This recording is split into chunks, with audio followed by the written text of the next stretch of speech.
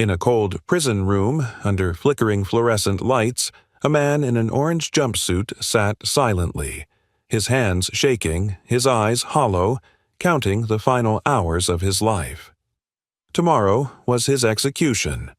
But before he died, he asked for one final request, a request that shocked every officer who heard it. He didn't ask for food.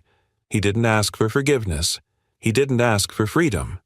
He asked to see his dog one last time, the only soul who had ever trusted him, his retired police dog, Shadow. The guards thought it was strange, even foolish. The officers expected an emotional reunion, but when the dog entered the room, everything changed. Instead of love, Shadow began barking desperately at his owner. The officers froze in confusion. No one understood what was about to unfold. Moments later, a truth exploded, one that shook the entire prison. Stay with us, because this story will leave you speechless. Before we start, make sure to hit like and subscribe. And really, I'm curious, where are you watching from? Drop your country name in the comments. I love seeing how far our stories travel.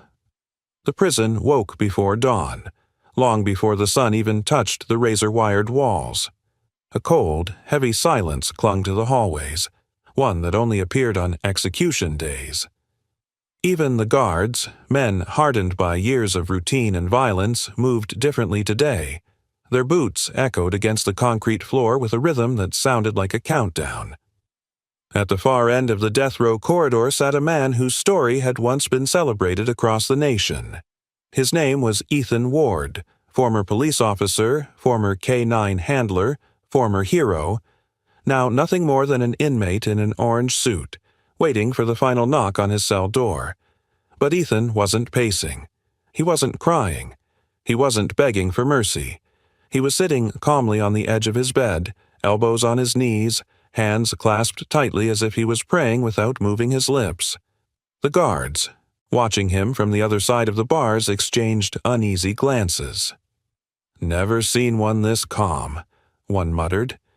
"Yeah," the other whispered back. "Makes it worse somehow." Ethan heard every word, but he didn't react. His mind was somewhere else, back to a time before the prison bars, before the handcuffs, before the trial that ruined his life. A time when he still wore a badge. A time when a German shepherd named Ranger was always by his side. His partner, his shadow, his only family.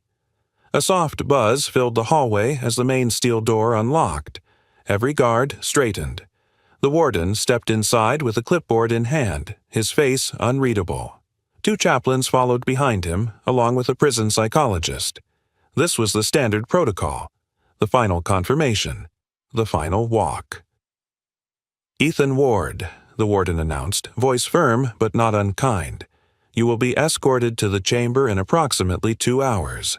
If you have any final requests beyond the one already." "Granted, now is the time." Ethan lifted his head slowly.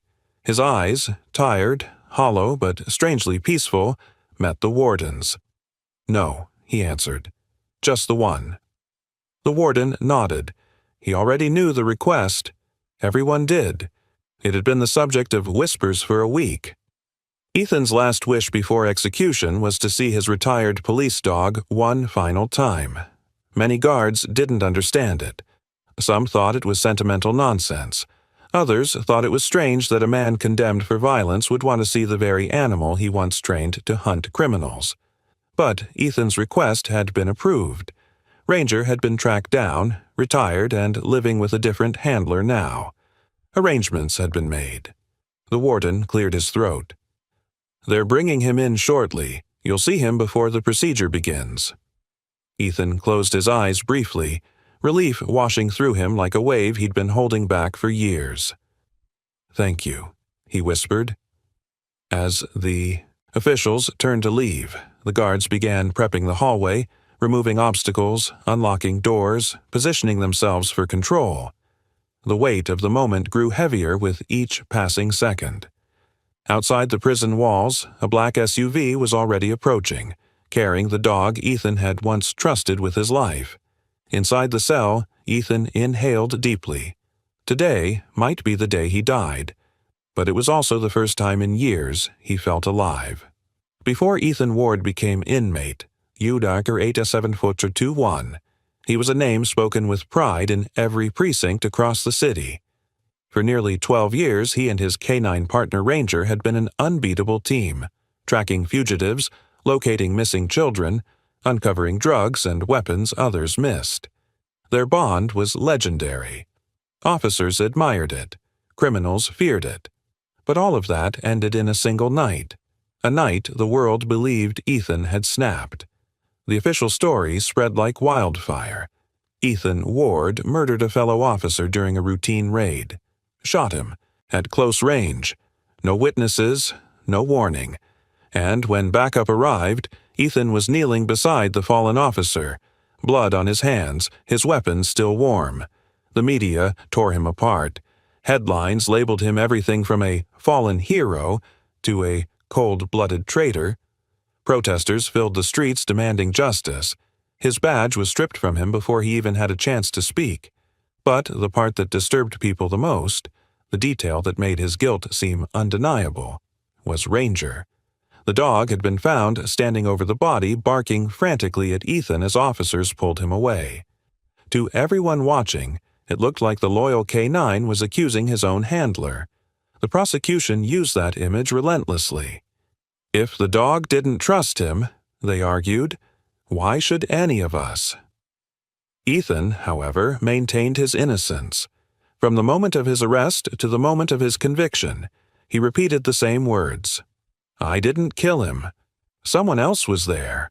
Ranger saw it. But no one believed him.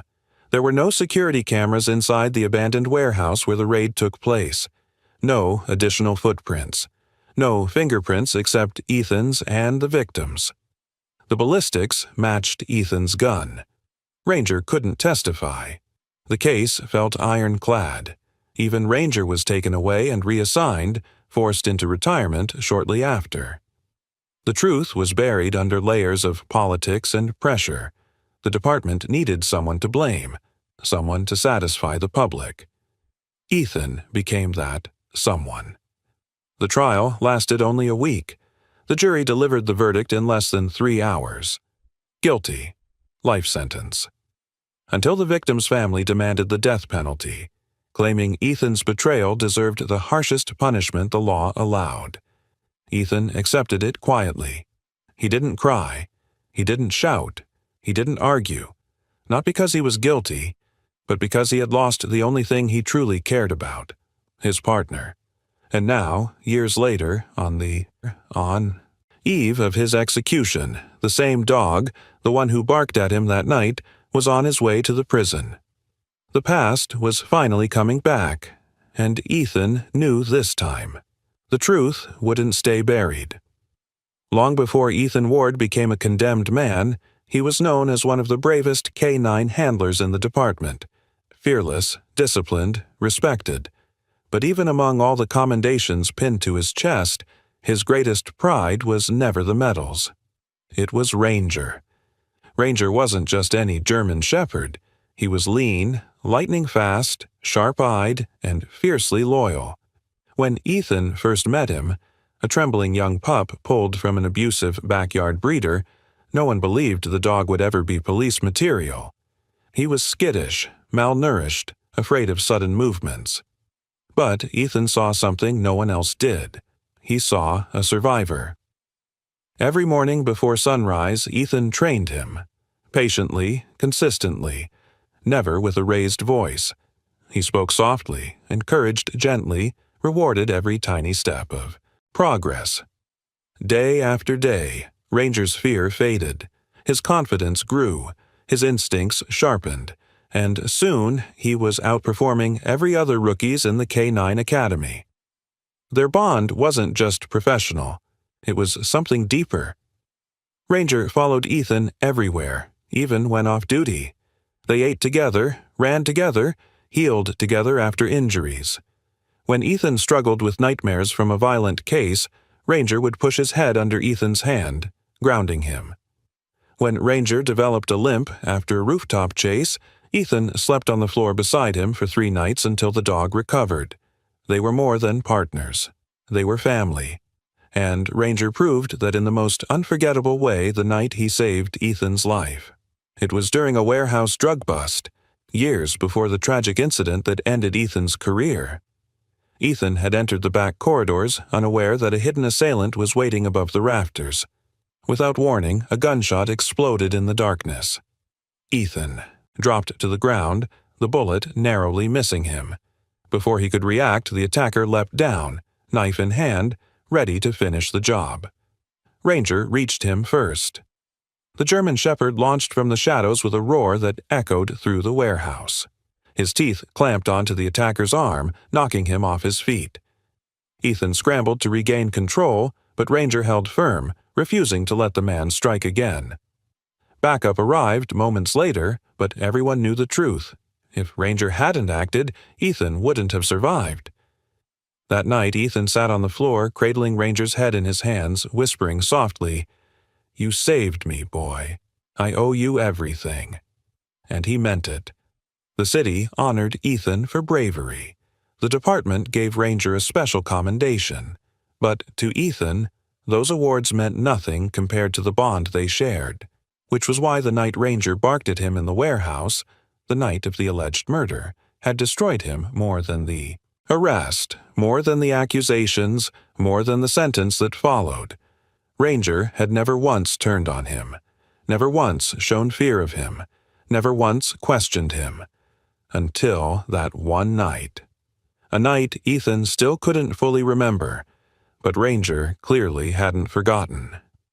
And now, years later, that same dog was walking back into Ethan's life. This time on the day of his execution.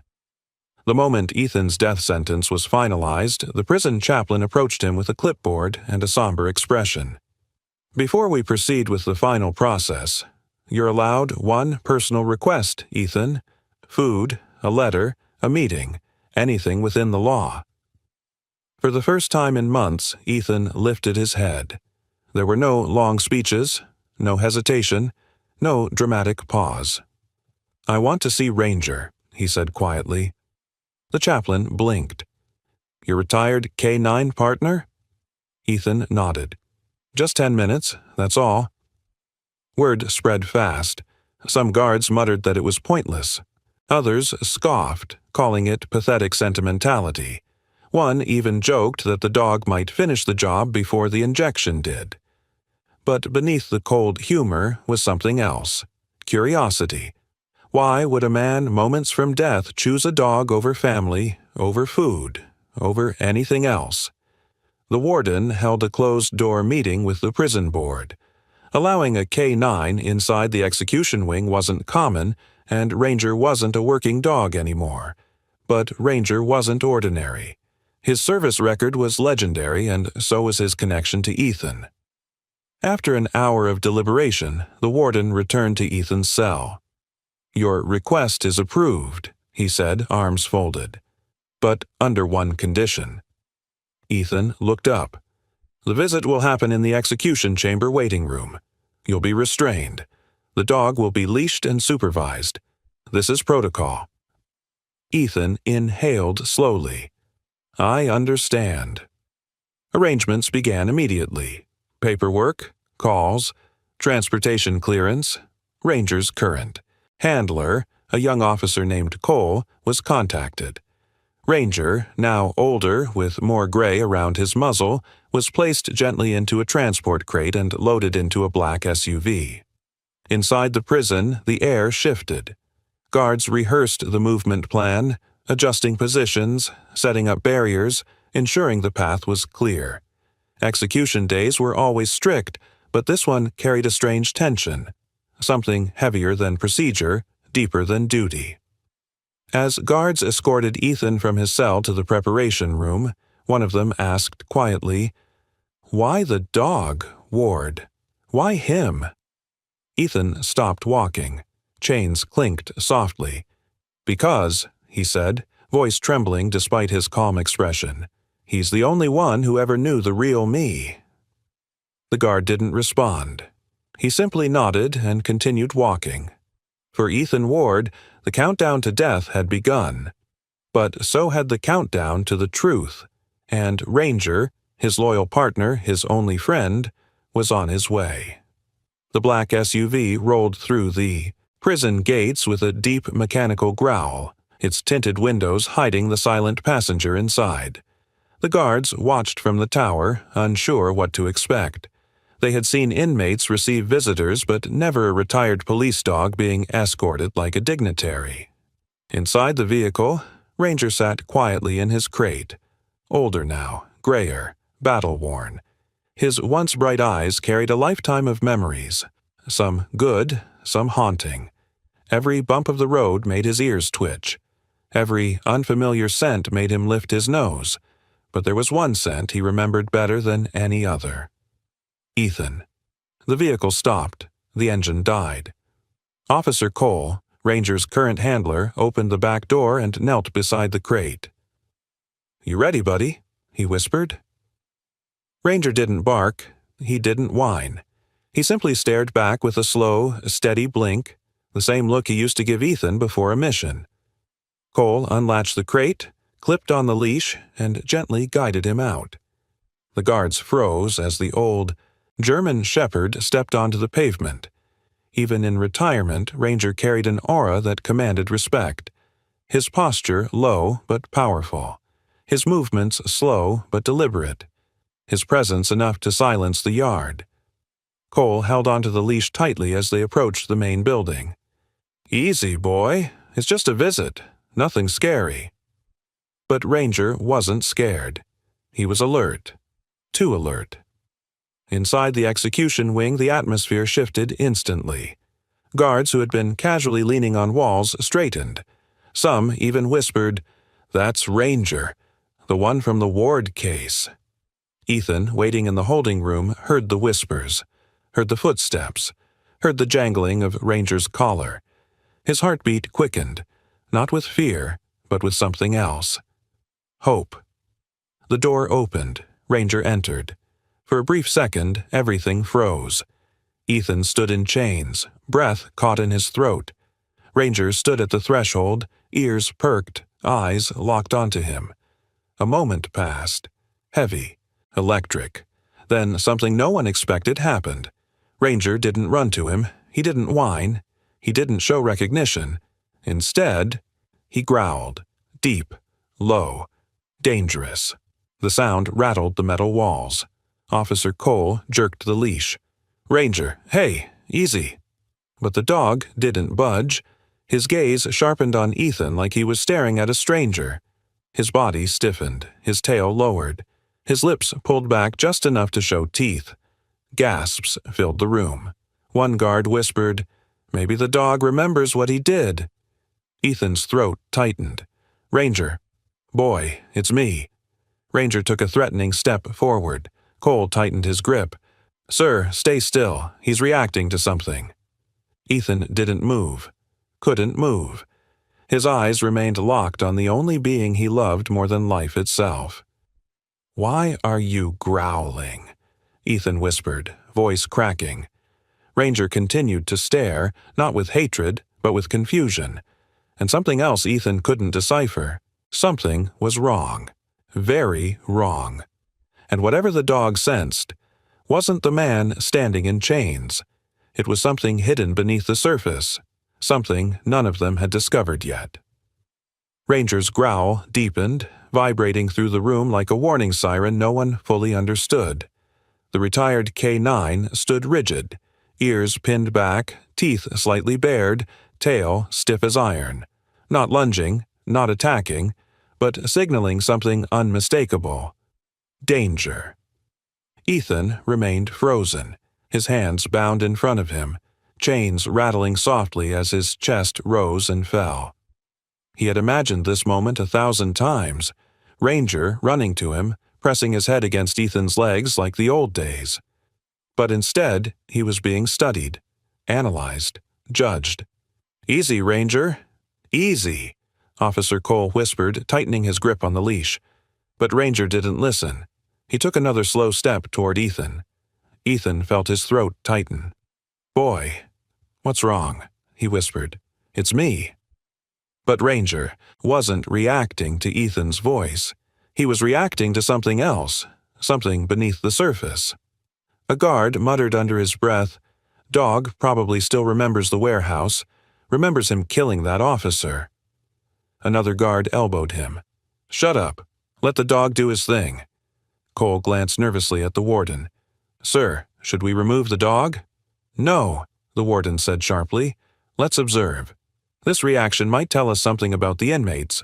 Before he could finish, Ranger suddenly shifted. Not backward, not forward, but sideways, circling Ethan slowly, sniffing the air around him with sharp, rapid breaths. His body lowered into a hunter's stance like he was tracking a scent pattern that others couldn't detect. Ethan held his breath. He knew that stance. He'd seen it on countless missions. It wasn't aggression. It wasn't fear. It was detective mode. Ranger had found a clue. Cole's eyes widened. "Wait, this isn't an attack posture." "What is it then?" a guard asked. "Investigation," Cole whispered. "He's searching for something." Ranger moved behind Ethan, sniffing near the back of his shirt, the base of his neck, then suddenly froze. His ears twitched. His nose pressed closer to Ethan's skin. His breathing deepened. Then, he barked once, sharp, immediate, urgent. Everyone jumped. "What the hell was that about?" a guard snapped. Cole swallowed hard. "That was an alert bark. Ranger thinks something is wrong with the inmate." Ethan's confusion grew. "Ranger! What did you find?" Ranger barked again, this time even louder. He sniffed the air around Ethan's left shoulder, then backed away and stared at Ethan with an expression no one could read. The psychologist in the corner stepped forward. "Dogs don't alert for no reason. Something about the inmate's scent, body, or condition is triggering him." Ethan frowned. "Condition? I'm healthy." The psychologist shook his head. "Maybe you think you are." Cole knelt beside Ranger. "Buddy, show me." Ranger nudged Cole's hand toward Ethan, his way of instructing his handler. Cole swallowed, stood up, and slowly approached Ethan. "Sir, I'm going to check something. Just stay still." Ethan nodded, heart pounding. Cole lifted the back of Ethan's prison shirt slightly, just enough to see beneath the collarbone, and what he saw made him step back in shock. "Warden, look at this." The warden approached, squinting. "What is that?" "A scar." Cole shook his head slowly, voice trembling. "No, sir, that's not a scar. That's a puncture wound. Old, but deep, and exactly where Ranger alerts when someone's been stabbed." Silence consumed the room. Ethan stared blankly, mind racing. He had no memory of being stabbed. But Ranger did, and the dog had just unlocked the first piece of truth buried for years. The moment Cole mentioned the puncture wound, Ethan felt the world tilt, not from fear, but from a memory he had spent years trying to reach. A memory that always flickered like a broken light, slipping away every time he tried to grasp it.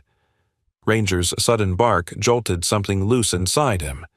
A buried moment, a forgotten second, a truth he never fully remembered. Ethan closed his eyes, and the prison walls dissolved into darkness. The warehouse was cold that night. Not the kind of cold you feel on your skin. This one crept into the bones. Rain hammered the rooftop, leaking through rusted holes, dripping onto the floor in echoes that sounded like footsteps. Ethan remembered moving through the shadows, flashlight sweeping across crates stacked like maze walls. Ranger padded quietly beside him, nose twitching, every muscle tight. They were responding to a tip. Stolen weapons, possibly a gang meetup. Nothing too unusual, but the warehouse felt wrong. Off. Too quiet. Ranger stopped suddenly, blocking Ethan's path. His body stiffened, ears pointed forward. "What is it, boy?" Ethan whispered. Ranger didn't move. He breathed sharply, once, twice, and then growled low. Ethan raised his weapon. That's when everything exploded. A figure dropped from the rafters, hitting Ethan so hard the flashlight flew across the floor. Ranger lunged, teeth snapping, but another shadowy figure kicked him away, sending him crashing into a stack of metal pipes. Ethan tried to regain his stance, but pain shot through his left shoulder. A blade. Someone had stabbed him. He gasped and stumbled backward. The attacker grabbed Ethan's collar, pressing the blade deeper, whispering something Ethan couldn't understand. Muffled, distorted, like a voice underwater. Then a gunshot cracked. 1, 2, 3. Ethan fell to his knees, not from the bullet. He didn't feel a bullet, but from shock. Ranger scrambled toward him, barking frantically, trying to reach him through the chaos. Another shot. Someone screamed. A body collapsed beside him. Ethan remembered reaching out, trying to see who it was, but blood smeared across his vision. Everything blurred. Ranger barked again, louder, more desperate. Ethan felt the dog's breath on his face, felt paws nudging his chest, felt the world fading into white noise. He remembered whispering, "Stay with me." Then, sirens, flashlights, officers yelling, boots pounding the concrete, more voices, hands grabbing him. Ethan's vision dimmed, but he heard one sentence crystal clear. "Ethan shot him. He shot the officer." "No," Ethan tried to say. "No. Someone else. Someone was here." But his voice was nothing more than a strained whisper, drowned by shouting. Ranger barked angrily, lunging at the officers, trying to protect Ethan, trying to stop them from pulling them apart, but they dragged the dog away. A final memory flashed, a blurry figure standing in the far corner, watching silently as Ethan was handcuffed. The shadow slipped out the back door before anyone noticed. Then everything went black. Ethan snapped back to the present, breathing hard, sweat forming at his temples. The prison room came into focus. Ranger was still staring at him, not with aggression, but with recognition, with relief, as if the dog had been waiting for Ethan to remember. Ethan swallowed. "Someone else was there that night," he whispered. "Someone stabbed me. Ranger saw it." Cole exchanged a startled look with the warden. "But if that's true," Cole said softly, "then the officer who died wasn't shot by you." Ranger barked once, sharp, urgent, confirming it. And for the first time in years, Ethan felt something he had long buried under hopelessness and grief. The truth wasn't lost. It had been waiting in Ranger's memory all along. The room, moments ago filled with tension and confusion, now fell into a stunned silence. Ethan looked at Ranger, really looked at him, for the first time since the growl. And what he saw wasn't hatred, it wasn't fear, it was recognition. Ranger stepped forward slowly, lowering his head as he sniffed the air around Ethan's shoulder again. His breaths were sharp, deliberate. He nudged Ethan gently, right where the old puncture wound was hidden beneath the shirt. Cole swallowed. "He's signaling again." The warden frowned. "Meaning?" "He's saying Ethan didn't attack someone," Cole explained. "He's saying someone attacked him." The guards exchanged uneasy glances. The psychologist moved closer, studying Ranger's posture. "This is consistent with trauma recall. Dogs don't forget smells associated with fear or violence." Ranger circled Ethan once more, slower this time, as if piecing together the fragments of that night just as Ethan had.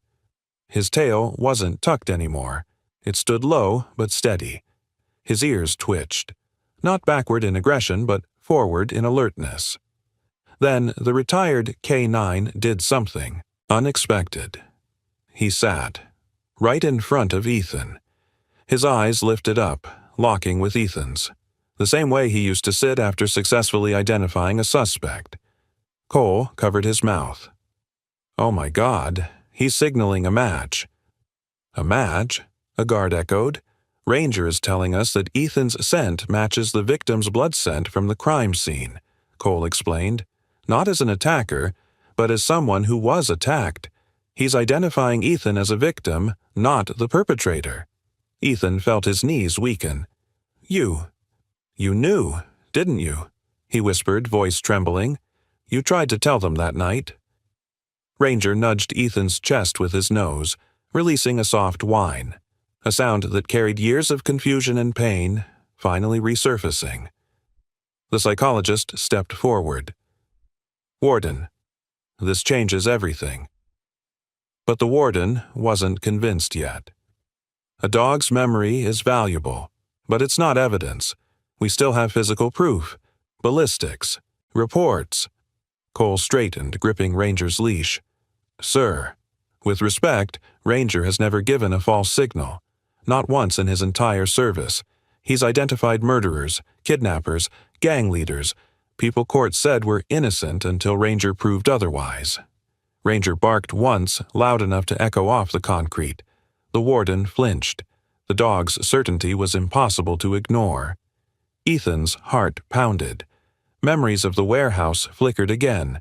Shadows, a blade, the whisper he couldn't understand, the body falling beside him. He was finally starting to see the truth. There was someone else in that warehouse, Ethan said firmly. Ranger and I both felt it. Ranger wasn't barking at me that night. He was trying to warn me. He was trying to protect me. Cole nodded. And tonight, he's doing the same. Ranger moved again, this time toward the far corner of the room. He barked sharply, teeth showing, ears pointed. Everyone snapped toward where he was looking. A guard stepped back nervously. Why's he barking at me? Cole's expression hardened. He's not barking at you. He knelt beside Ranger again. He's alerting to the scent you're carrying. The guard froze. What scent? The warden demanded. Cole exhaled slowly. A scent connected to the real attacker. The room erupted with whispers. Ranger wasn't done. He rose, pulled by instinct, and barked again, this time louder, angrier. Ethan's eyes widened. Ranger wasn't identifying a memory.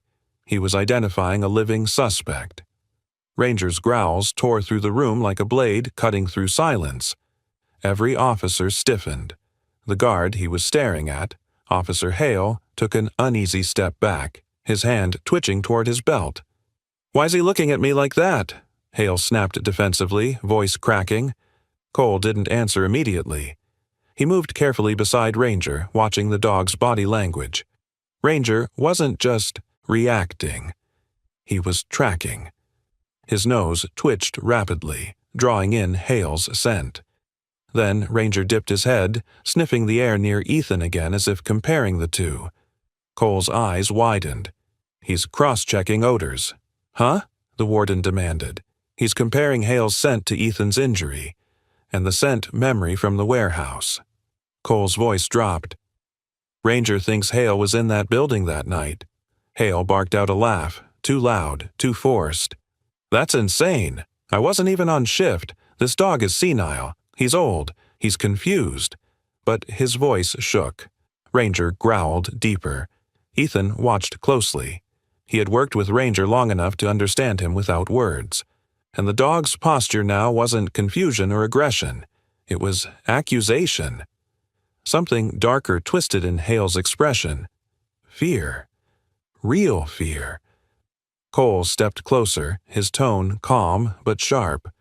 Hale. You smell like someone who's recently come into contact with gun oil, not regular range oil. Heavy-duty, unregistered type. Ranger's reacting to residue on your clothes. Hale's face drained of color. Gun oil isn't illegal, he said quickly. Could have come from any weapon. Maybe, Cole answered, unless that's not the only scent he recognizes. Ranger moved again, sniffing Ethan's shoulder scar, then immediately whipping back toward Hale, barking so aggressively it shook the metal door behind them. Ethan spoke softly. Ranger only reacts like this when he recognizes a matching scent from a specific trauma scene. Cole nodded. Exactly. He's saying Hale's scent is tied to Ethan's stabbing. Hale stepped backward until his shoulder slammed into the wall. This is ridiculous. You're trusting a dog over forensic evidence? The psychologist stepped in. Actually, K9 scent recall is extremely accurate, especially with retired service dogs. Trauma-based scent memory can last years. Hale opened his mouth to argue, but Ethan suddenly sucked in a breath. A strange sensation rippled through him, like a memory resurfacing from underwater. He lifted a trembling hand to his shoulder, fingertips pressing the spot Ranger kept alerting to, and then, like lightning, a flashback hit him. Not the whole night, just one image, a hand gripping his collar, a glint of a blade, a face leaning close, a hissed voice whispering, "Stay quiet, or the dog dies." Ethan staggered. The room spun. His chest tightened. "That voice," he whispered. "It was you." Hale froze. Ethan looked up, eyes locked on the trembling officer. "You stabbed me." Ranger barked, once, sharp, final. Hale's mask shattered. Sweat dripped from his forehead. His hand twitched near his belt. "Don't," Cole warned, stepping between Hale and the others. But Ranger leapt forward, yanking Cole's arm with surprising strength, placing himself in front of Ethan, teeth bared, ready to protect the man he once thought he lost. The room erupted. The truth was out, and Ranger had just exposed the first real link to the man who had framed Ethan. Officer Hale's breathing turned sharp and fast, like a trapped animal cornered with no escape. His hand hovered inches from the holster on his belt, not fully grabbing it, but close enough to send every guard's pulse spiking. Ranger growled louder, muscles coiled, ready to leap. "Hale," the warden warned, voice low and deadly. "Move your hand away from the weapon." Hale didn't blink. "You don't understand," he whispered, eyes darting around the room. "None of you understand." Cole stepped closer, tightening his grip on Ranger's leash. "Then explain it. Now." Silence.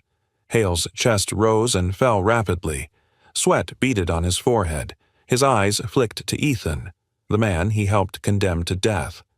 And, for the first time, guilt cracked through his hardened expression. "Ethan wasn't supposed to be in that part of the warehouse," Hale muttered, voice shaking. "We were trying to scare the gang, not kill anyone." Ethan's eyebrows lifted. "We?" Hale swallowed hard. "Me. A few others. Cops from another task force. The raid you were sent on wasn't just a raid. It was an off-the-books operation. A dirty one." The room erupted in murmurs. Hale continued, staring at the floor, unable to meet anyone's eyes. The officer who died that night. He walked in at the wrong time. Saw things he shouldn't have. He threatened to report us. Ethan felt his blood run cold. "So, you killed him." Hale shook his head violently. "No, not me. I tried to stop it. I tried to stop them. But when you showed up, with Ranger, I panicked. They panicked. Someone shouted your name. It confused everything. And then—" His voice cracked. "And then I stabbed you to make it look like you had been in a fight with him. To make the story cleaner.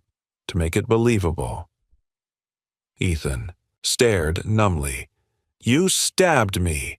And blamed me." Hale finally looked up. Tears filled his eyes. "We needed a scapegoat. Someone the department already trusted. Someone the public admired. If a decorated K9 handler fell, it would bury the story. And it did." Ranger barked furiously, pulling at the leash as if he remembered every second of that night. Cole's face twisted with disgust. "You ruined his life. You sent an innocent man to death row." Hale's voice dropped to a whisper. "I didn't know they'd push for execution. I didn't know it would go this far." "You knew enough," the warden snapped. The guards rushed forward, grabbing Hale's arms before he could move, wrenching his hands behind his back. The sound of handcuffs clicked sharply through the room. Hale didn't resist. He simply looked at Ethan with hollow, broken eyes. "I'm sorry," he whispered. Ethan didn't respond. He couldn't, because sorry didn't give him back his career. Sorry didn't give him back his life. Sorry didn't fix the years he lost. But it was the truth, and at last. The truth was finally rising from the ashes. Hale was hauled toward the hallway by 2 guards, wrists cuffed so tightly the metal dug into his skin. But even in chains, his eyes darted wildly, not at Ethan, not at the warden, but at Ranger. The German shepherd was locked onto him like a missile. Every muscle in Ranger's body was engaged, ears forward, stance lowered, tail rigid, growl simmering like a storm ready to break. Cole tried to calm him. "Ranger, easy, he's already in custody." But Ranger didn't relax. He pulled harder, growled deeper, because Hale wasn't the end of the truth. He was only the beginning. Ethan felt it too, a strange tension brewing in the room, like the air had shifted. Ranger wasn't acting like the case was solved. He was acting like the real threat hadn't even been touched yet. The warden noticed it. "Why's your dog staring at someone else now?" Cole turned in confusion as Ranger jerked his body sharply, not toward the door where Hale had been taken, but toward the line of guards standing along the wall. Ranger barked once. Everyone froze, the dog's gaze locked onto a tall, stern-faced officer, Lieutenant Marsh, the second in command of the entire prison. Marsh frowned deeply, stepping back. "What the hell is this?" Marsh snapped. "Control the dog." But Ranger only growled louder, baring his teeth. Cole's face paled. "Sir." Ranger only reacts like this when he identifies someone connected to a crime scene. Marsh's jaw tightened. "I wasn't anywhere near that warehouse." Ranger barked again, 2 quick, sharp alerts. Ethan's blood ran cold. 2 alerts, not 1. Not confusion, not coincidence. 2 alerts meant direct involvement. The warden stepped forward slowly. "Lieutenant, is there something you want to tell us?" Marsh's eyes flickered, just for the fraction of a second. But it was enough. Enough for Ethan, enough for Cole, enough for Ranger. Ranger lunged suddenly, forcing Cole to hold him back with both hands. The dog snarled, teeth flashing, every instinct screaming danger. "Back him up!" Marsh shouted, but his voice cracked, just slightly. Ethan took a step forward despite his chains. Ranger never mistook a scent in his life. If he's alerting on you, you were there. Marsh's face darkened. "You're trusting a dog over my record?" Cole looked at him with cold disbelief. "Ranger doesn't alert to records. He alerts to truth." The psychologist spoke next, calm but firm. "Lieutenant Marsh's reaction is consistent with guilt. The defensive tone, the anger—" Marsh's hand twitched toward his hip. Ethan's heart stopped. He saw the motion before anyone else. "No, don't!"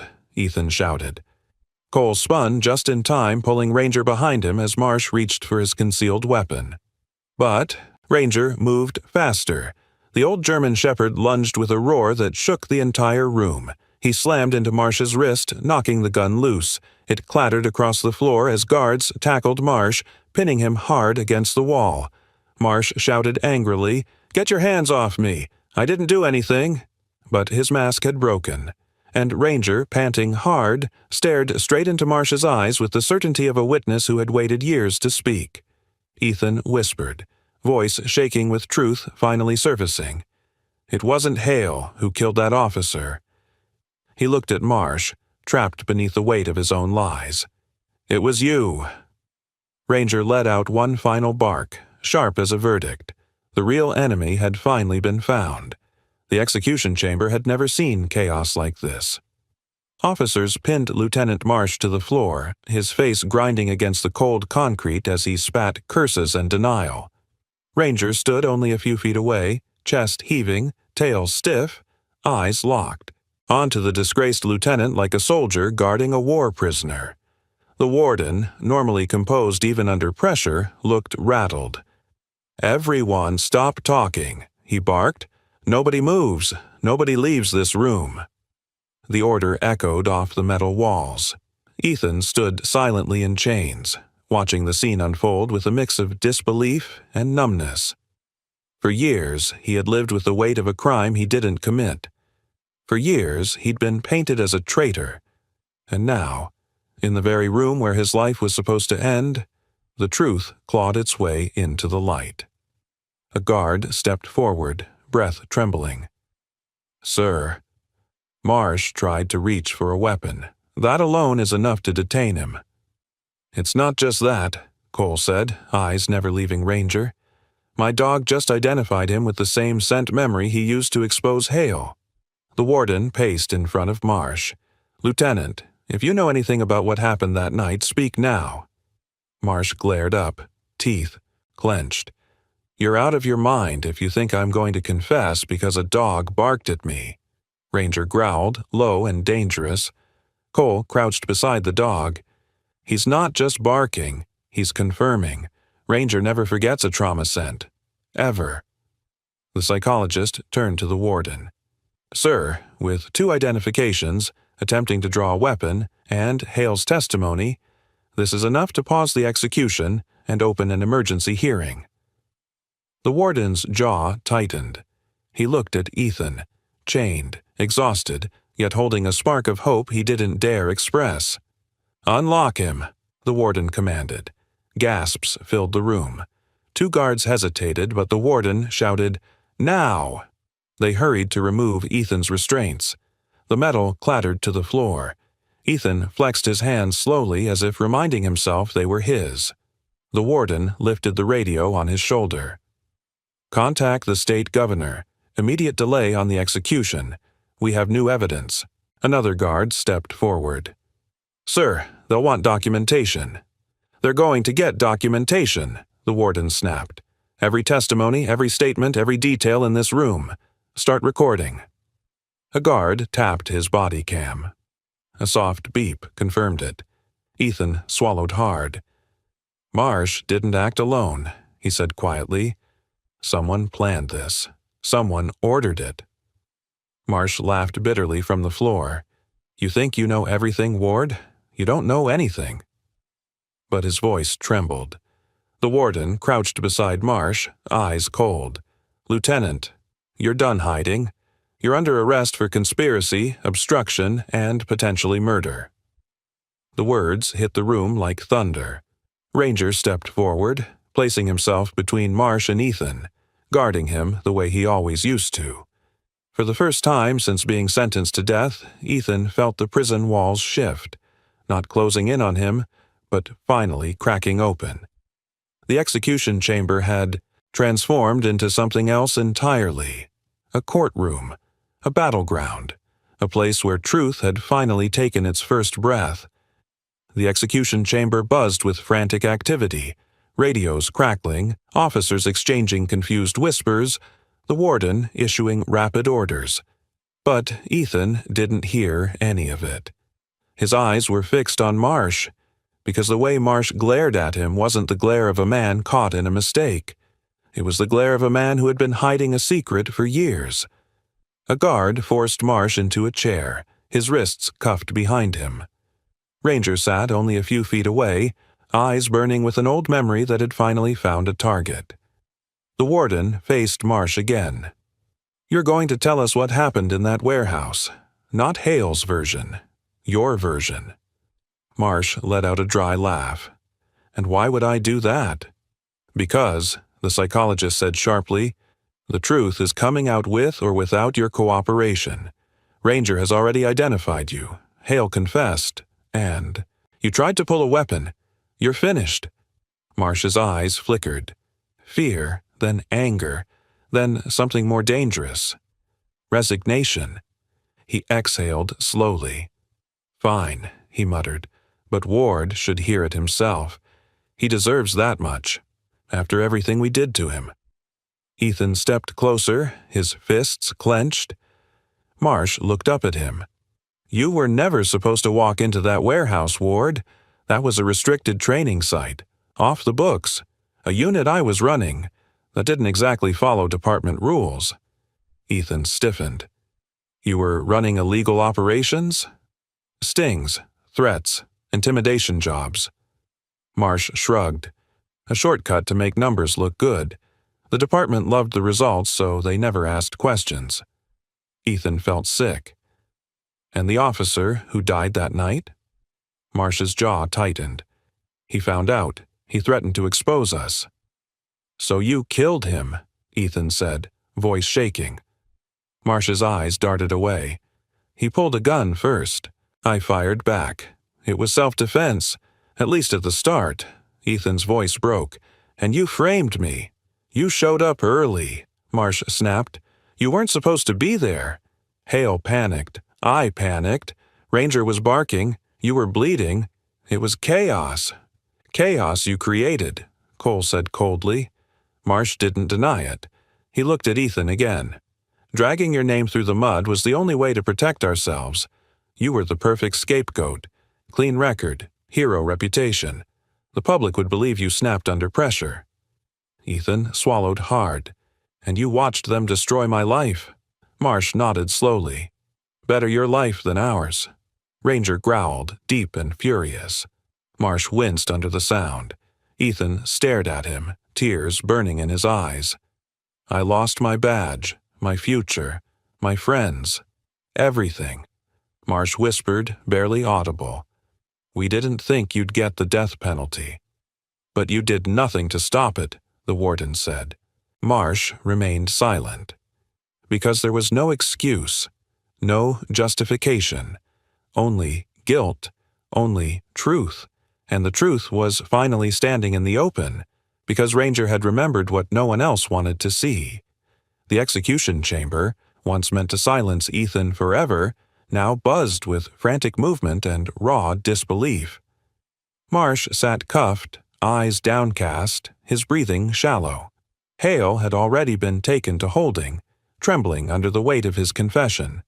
But the center of the room wasn't the criminals. It was Ethan. For the first time in years, he wasn't a prisoner awaiting death. He was a man on the edge of justice. A guard approached him with trembling hands. Sir, you're free to move. Ethan lifted his wrists slowly, staring at the absence of chains like he was touching freedom for the first time. But he didn't smile. He didn't cry. He didn't celebrate. He turned to the one who had brought him this far. Ranger. The old German shepherd sat proudly, tail still, chest risen, ears alert. His eyes were locked on Ethan, not with confusion this time, not with fear, but with the steady, unwavering loyalty of a soldier who had completed a mission no one believed he could. Ethan knelt down, his throat tightening. Ranger, he whispered. You never forgot, did you?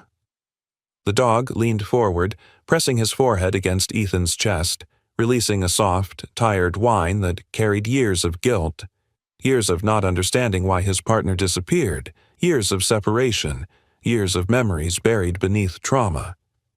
Ethan wrapped his arms around him, burying his face in Ranger's fur. You saved me again, boy. You saved my life. Cole turned away for a moment, wiping his eyes discreetly before composing himself. The warden cleared his throat, stepping forward. Ethan Ward, he said formally, based on newly surfaced evidence, confessions, and the confirmation of a trained K-9 officer, your execution is suspended. Effective. Immediately, you are no longer classified as a condemned inmate. A gasp filled the room. The warden continued, his voice steady. Additionally, you will be escorted to a secure location while the Attorney General's office moves to overturn your conviction fully. Ethan nodded, but his eyes were still on Ranger. Sir, a young guard asked, do you want medical attention? Water? Anything? Ethan shook his head. I want one thing. Everyone waited. I want to stay with my dog. The warden exchanged a glance with Cole. You will. Ranger will remain with you throughout the investigation. He's key to the case now. Ranger barked once, as if confirming his readiness. Marsh scoffed from the corner. So that's it? A dog points his paw and suddenly Ward's a hero again? The warden snapped back. A dog didn't condemn him. A dog didn't alter evidence. You did, and now he's exposing you. Marsh looked away, defeated. Ethan stood slowly.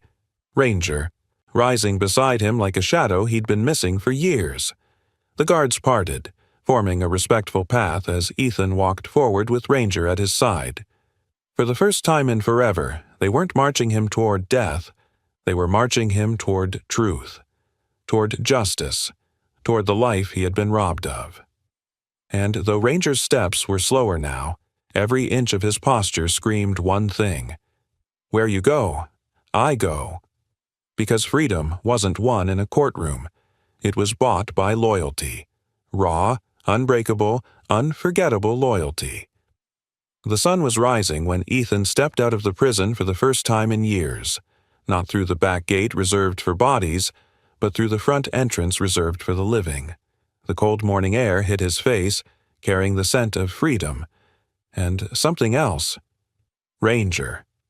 The old German shepherd walked beside him, leaning slightly into Ethan's leg like he was reassuring himself this wasn't a dream. His gait was slower. His joints stiff, but his spirit, unbroken, moved with the same determination he had shown on every mission. Ethan knelt beside him, rubbing behind his ears. "We made it, boy," he whispered. "You got me out." Ranger's tail tapped softly against the ground. It wasn't excitement. It was understanding. A black government car waited outside, the Attorney General's seal gleaming on the door. Agents stepped out respectfully, nodding at Ethan. "Mr. Ward," one said, "we're taking you to a secure facility. Your conviction will be officially overturned within days. You'll receive compensation, a public apology, and—" Ethan raised a hand gently. "All I want is a quiet place. For me and my dog." The agent paused. "You'll have that. But first, you need to make a statement." Ethan nodded. He knew this moment wasn't just for him. It was for the officer who died, for Ranger, for every ounce of truth buried beneath lies. A row of reporters stood behind a barricade, cameras flashing. They had gathered expecting a condemned killer's final transport. Instead, they witnessed rebirth. Ethan stepped up to the microphones, Ranger sitting faithfully at his side. The world fell silent. "My name is Ethan Ward," he began, voice steady. "For years, you were told I killed my partner. You were told I betrayed my badge. You were told I snapped." He looked down at Ranger, eyes softening. "But you were never told the truth. The truth was locked behind corruption, and the only witness who remembered wasn't human." Ranger nudged Ethan's hand, and Ethan smiled faintly through the pain. "This dog," Ethan continued, voice thickening, "is the reason I'm standing here alive. He remembered what I couldn't. He carried the truth when I couldn't. He saved me once on the job, and he saved me again today." One reporter called out, "What will you do now?" Ethan looked at the horizon, warm light stretching across the sky, like a promise. "I'm going home," he answered, "wherever that ends up being. As long as he's with me, it'll be home." Ranger barked once, loud and proud, as if announcing that the mission wasn't over but finally moving forward. As Ethan walked toward the waiting car, a nurse rushed out from the prison infirmary carrying a small envelope. "Mr. Ward, this was found with your old belongings." Ethan opened it slowly. Inside was a photograph, him and Ranger on their first day as partners. Young, determined, unbroken. On the back, in faded ink, was a message he had written years ago. "Where you go, I go." Ethan closed his eyes. It wasn't just a promise, it was a prophecy. And as he and Ranger stepped into the car together, leaving the prison behind, the world finally understood. His last wish before execution wasn't a farewell. It was the beginning of everything he'd been denied. A new life, a new chance, a story rewritten by the loyalty of a dog who never forgot. This story teaches us that truth can be delayed, but it can never be destroyed. No matter how dark life becomes or how deeply injustice buries someone, honesty, loyalty and courage always rise again. Ethan's innocence survived because one loyal friend refused to forget the truth. Ranger reminds us that integrity leaves traces through actions, memories, and the people, or animals, who stand by us. We learn that corruption may win temporarily, but justice prevails when even one brave voice refuses to stay silent. Loyalty is powerful, and the bond between a human and a dog can change destinies.